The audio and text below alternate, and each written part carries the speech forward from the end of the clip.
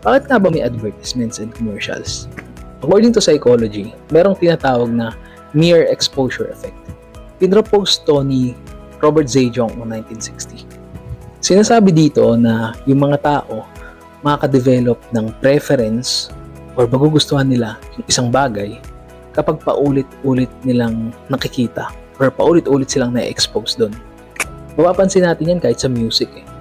Pwedeng sa umpisa hindi mo gusto yung music, pero pag paulit-ulit mo siyang naririnig, magugustuhan mo na rin siya. Ganun din sa tao, na mas nakakapag-build tayo ng trust dun sa mga tao na palagi nating nakakasalamuha or nakikita. Kaya pag may mga projects tayo, mas pinipili natin yung mga tao na palagi nating nakakasalamuha.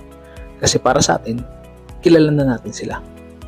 Kaya sa advertising and marketing, ang goal talaga ng isang advertisements